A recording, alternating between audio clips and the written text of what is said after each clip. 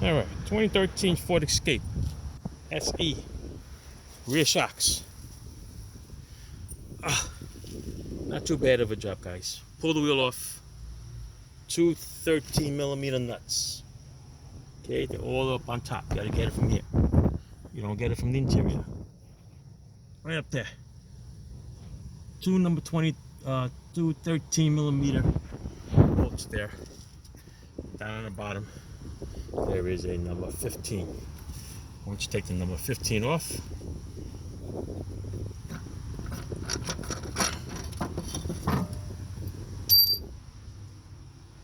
out it comes. All right.